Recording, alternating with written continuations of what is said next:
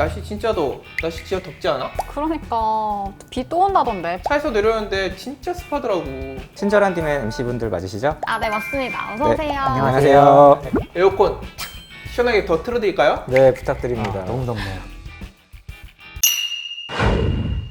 아, 두 분 자기소개 좀 부탁드릴게요. 네, 안녕하세요. 저는 전략마케팅실 영업 3팀에서 오토모티브 CSE 업무를 담당하고 있는 김갑주 프로입니다. 저는 제품 개발팀에서 차량용 디스플레이 개발을 담당하고 있는 이계문 프로입니다. 두 분 다 차량용 디스플레이 관련돼서 업무를 하고 계신 거네요? 네, 맞습니다. 오늘 주제에 대해서 얘기하기 전에 두 프로님들 차량용 디스플레이 관련해서 어떤 업무 담당하셨는지 소개 좀 부탁드릴게요. 저희 부서는 차량용 디스플레이 개발 업무를 중점으로 담당하고 있는데요. 자재 관리나 그리고 최종 양산 전까지 개발 단계에서 일정을 관리하고 있습니다. 야, 그러면 차량용 디스플레이 전반적으로 개발에 참여하신 거네요? 제 피땀 눈물이 저는 아우디, BMW, 다임러 벤츠 같은 독일 3사랑 주요 OEM을 대상으로 제품 기획부터 개발, 양산까지 우리의 최고의 제품을 고객한테 전달하는 고객 기술 지원 업무를 담당하고 있습니다. 제가 듣기로 아우디 이트론에 삼성 디스플레이 OLED가 들어갔다고 하더라고요. 네. 관련돼서 좀 많이 말씀해 주실 수 있나요? 이걸 슬슬 부릉부릉 해볼까요?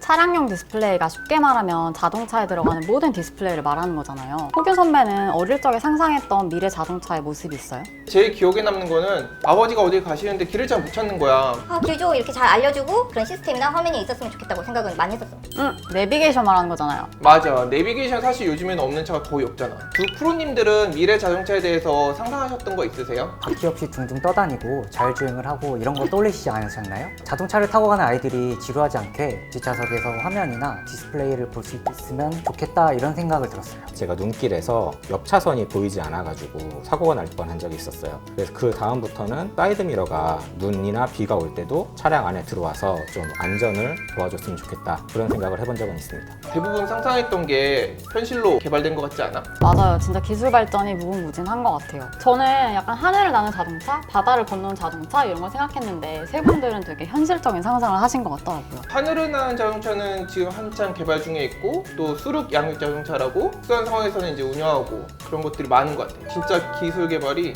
엄청 빠르고 무궁무진한 것 같아요. 아까 호균 프로님이 말씀하신 내비게이션도 예전에는 전부 전국 지도책 이런 걸로 봤었잖아요. 그것도 그렇고 계기판, 클러스터도 예전에는 다 바늘이 달린 아날로그에서 최근에는 디지털 디스플레이로 다 변경이 됐죠. 맞아요. 자꾸 옛날 사람 같은데 예전에는 오디오나 비디오 그리고 내비게이션이 다 따로 있었는데 지금 CID 하나로 통합돼서 사용하고 있잖아요. 맞아요.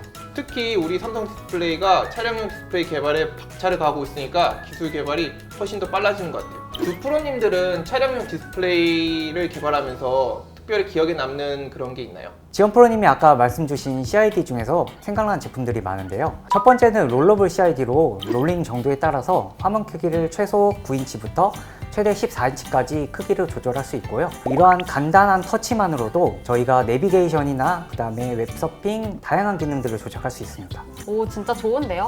그러면 지도를 보거나 웹서핑을 할 때는 롤러블 크기를 최대로 해놓고 뭔가 음악 감상을 하고 싶다 그럼 제일 줄여놓고 그 아래 공간은 저희가 충전을 하거나 다르게 이용할 수도 있겠네요. 그쵸. 이거랑 S커브드 CID라고 디자인에 중점을 둔 제품이 있었는데요. 12.4인치의 크기로 보통 자동차의 디자인 같은 경우에는 우아한 곡선미를 강조하는 경향이 있는데 이에 맞춰 곡선형의 물결 형태로 디자인된 제품입니다. 듣기만 해도 끝내줄 것 같은데요? 이게 또 유리로 만들어진 소재가 아니라 플라스틱 기반의 플렉서블 디스플레이여서 깨질 위험이 없어서 안전하고 무엇보다 잘 휘어지는 소재이기 때문에 심미적인 측면에서 굉장히 우수성이 있습니다. 그런데 저는 스티어링 휠 디스플레이가 가장 기억에 남는 것 같아요. 스티어링 휠이면 핸들 말씀하시는 거잖아요. 스티어링 휠에 있는 부품을 디스플레이로 바꾸는 장치들을 말하는데요. 디스플레이다 보니까 깨지면 2차 피해가 가해질 수 있어서 굉장히 조심스러운 제품입니다. 맞아요. 이렇게 운전하다가 이렇게 머리를 탁 박을 수도 있고 손에 아야!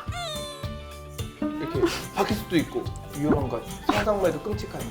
사고가 나도 에어백이 튀어나와야 될 만큼 가볍고 깨지지 않아야 되는 우리 플렉서블 디스플레이가 적격이고 우리는 이거를 언브레이커블 휠 디스플레이라고 부르고 있습니다. 빨리 개발 좀 안 될까요? 그거는 이제 우리 개논 프로가 많이 도와줘야 되겠는데요. 이번에 출시된 제품 알아보자면은 아우디의 이트론 그리고 현대자동차의 아이오닉 5에 우리 삼성 디스플레이의 OLED 사이드 미러가 탑재됐거든. OLED 사이드 미러 장점 한번 소개시켜 줄 수 있을까요? 설명해드리기가 왜요? 장점이 별로 없나요? 아니요, 장점이 너무 많아서요. 방송 내내 말씀드릴 수도 있어요. 우선 차량 내부에 장착되는 카메라 모니터링 시스템, 줄여서 CMS라고 부르는데요. 이 OLED 사이드 미러가 갖는 장점이 상당합니다. LCD는 저온에서 수백 미리세컨까지 응답 속도가 떨어지는 반면에 OLED 사이드 미러는 응답 속도가 굉장히 빠릅니다. 우리나라의 겨울에서도 그렇고 이보다 더 추운 북유럽, 알래스카, 디톨트 등 겨울에서는 화면 끊김도 발생하고 딜레이도 발생을 하는데 이게 바로 사고와 직결될 수도 있잖아요. OLED 사이드 미러는 온도에 구애받지 않고 늘 한 자릿수의 미리세컨을 유지합니다. 확실히 사이드 미러가 응답 속도가 느리면 사고가 날 수도 있고 진짜 위험할 것 같아요. 그런 면에서 삼성의 OLED 사이드 미러는 정말 좋다고 말씀드릴 수 있습니다. 제품에 대한 자부심이 엄청나신데요? 이번 OLED는 정말 자부심을 가지셔도 괜찮습니다. 우리 사이드 미러에 장착되는 OLED는 얇기 때문에 차량 내부 어디에나 부착될 수 있는 디자인 자유도가 있고요. 정말 가볍기 때문에 요즘같이 전기차 시대에는 굉장히 연비랑 이런 데 도움이 되죠. 그리고 밖에 있던 거울이 안으로 들어오기 때문에 차량 풍절음도 감소되는 효과가 있습니다. 공기 저항도 많이 줄어들겠네요. 네, 그렇습니다. 거기에다가 카메라로 촬영된 영상을 사이드 미러로 확인하게 되면 일반적인 사이드 미러에서 보이지 않는 사각지까지 더 잘 보일 수 있어요.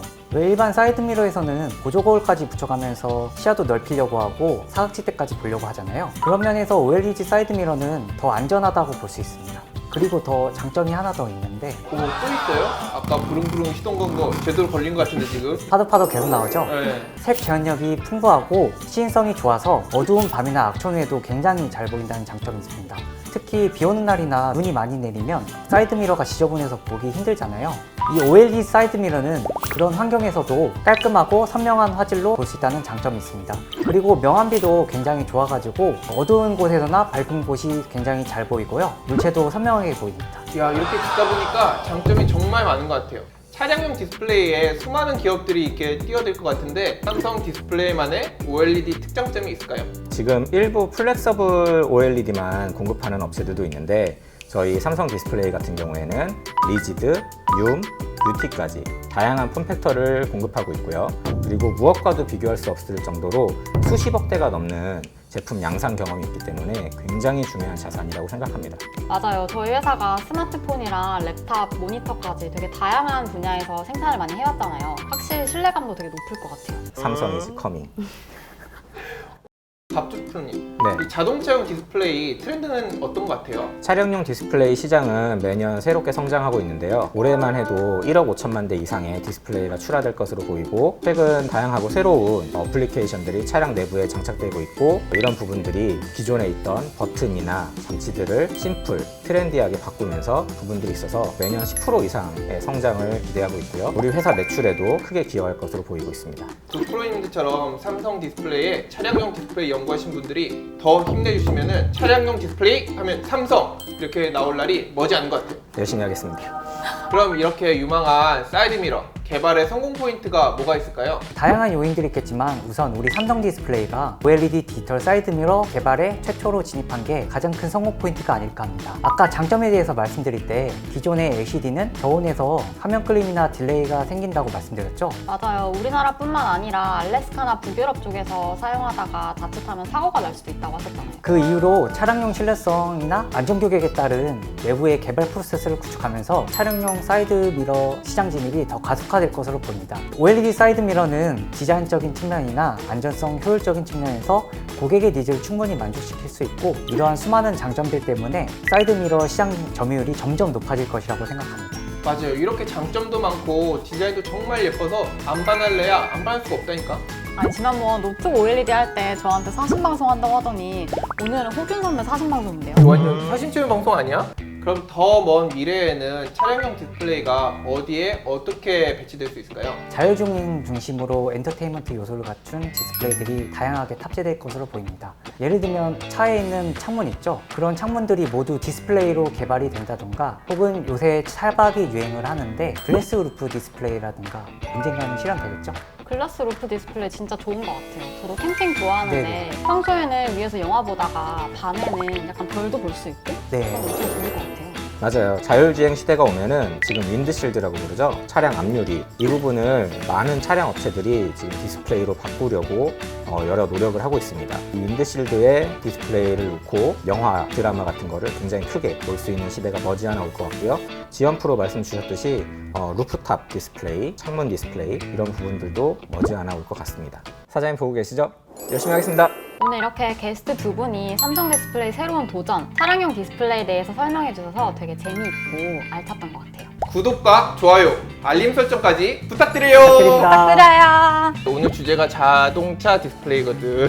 최소 9인치 붙여고 죄송해요. 9인치 쳐라고 했어. 불교 안 믿으세요? 엥? 내가 하는 거야? 이거?